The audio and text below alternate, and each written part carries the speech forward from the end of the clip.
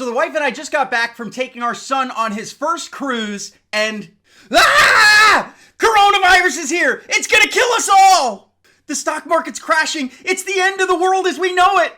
All right, in all seriousness, guys, I do want to break from the normal football content and give a little coaching on something else that I know a lot about, and that is finance, guys. I've been getting a lot of questions from all sorts of places lately about the panic related to this, and the reality is, yes, we do see a lot of uncertainty in the markets today.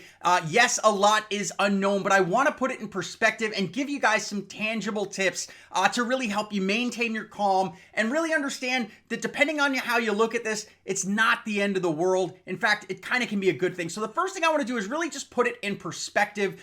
So as you guys may have noticed, if you follow the stock market, on the 9th of March, 2020, we had the largest single point decline in the Dow Jones in history at a 2013.76 decline, which is absolutely unheard of. But I want to put it in perspective and show you guys right here that that is not even in the top 10 when it comes to all-time single-day declines on a percentage basis. So while it is huge from a point standpoint, that 7.79% loss in a single day comes in at number 11 throughout history. So that's just something to keep in mind. But a lot of people say, Mike, do we sell out? Do we bail on it? And my big answer is always going to be no, you stay the course.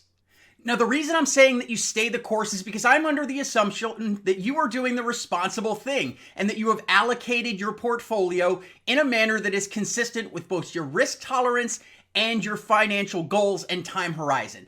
If you don't know what that is, learn about asset allocation, maybe talk to a financial advisor, do your homework, find out what's right for you. But the reason that I say that you need to stay the course, I'm going to illustrate with a couple of different slides and charts here. The first one here is going to look at basically the performance of the S&P 500 just missing a few days. Now, here's the reality. There is nobody in the world with a crystal ball that knows exactly what's going to happen on any given day in the stock market.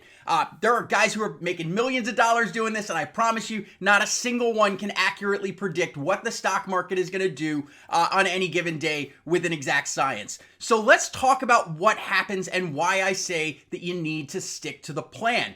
We're going to take a look at basically the performance of the S&P, that's the 500 largest companies in the United States, for a period of 1990 to 2019. Probably a lot of you who watch the channel, this could be your whole life. Some of the other ones will be around to remember this, but taking a look at how the S&P returned over that period, it basically from 1990 to the end of 2019 returned about 9.96% per year. Now, I want to show you here what this really means. If you decide to bail, if you saw it yesterday, the market was up 1,000 points. You're going to see a lot of swings when this uncertainty is there between the coronavirus still spreading, businesses having to react to it, as well as the oil war going on between OPEC and Russia.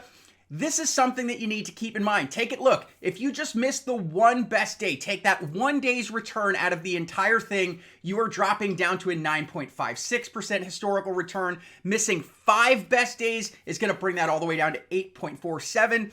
And then if you look all the way over there to missing the 25 days, that's 25 days in a period of 30 years. You've cut your return in half. And that is the reason that we don't know when those big days are going to come. And the best way to make sure that you are not falling into this trap is to stay invested. Hold on tight. Warren Buffett said it. When others are greedy, you should be fearful. When others are fearful, you should be greedy. And I fully agree. It's sticking to the plan, sticking to the fundamentals, and riding it out. And there's a couple of other things that you should keep in mind as well.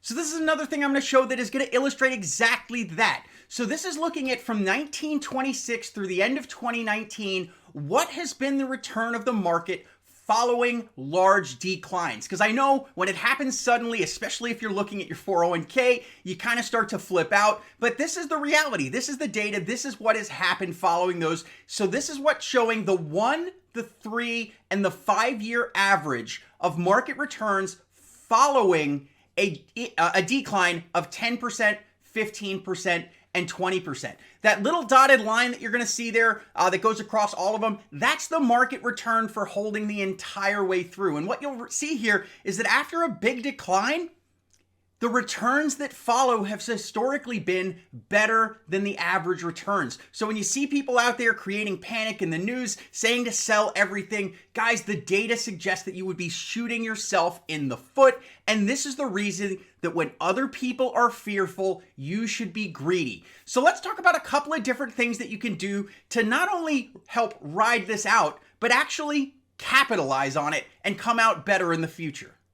So one of the first things that you need to understand is that if you hold a globally and broadly diversified portfolio, just because the market's going down doesn't change the way your investments function. They're still going to be doing things like spitting off income, spitting off dividends. And one of the things that just will naturally happen is if you are reinvesting your dividends, you're going to be buying shares cheaper. And everybody knows the name of the game in investing is buy low and sell high. So if you currently are contributing into your 401k currently with every paycheck, keep doing that. You're essentially going to be buying in shares while things are cheaper. And in the long run, when things recover, whether it's in the short term or the long term, those cheaper shares are going to appreciate more than shares that you would have bought a month ago.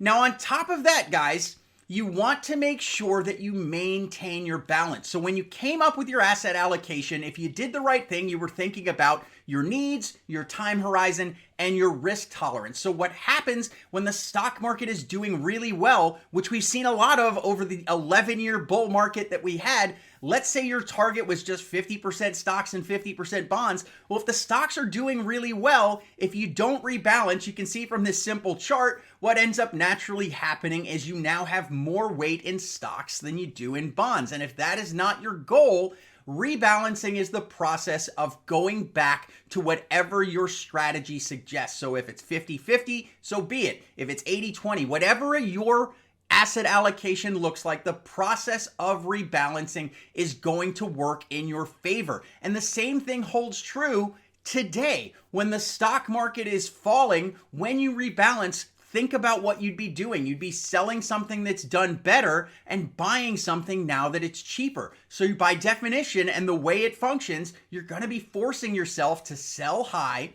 and to buy low. So if you are doing that, if you see that your portfolio is going down, and I know it's kind of hard emotionally, but if you take the emotion out of it, you stick to the plan that is a well thought through plan, that is what you should do when managing your portfolio. But anyways, guys, gonna end it there.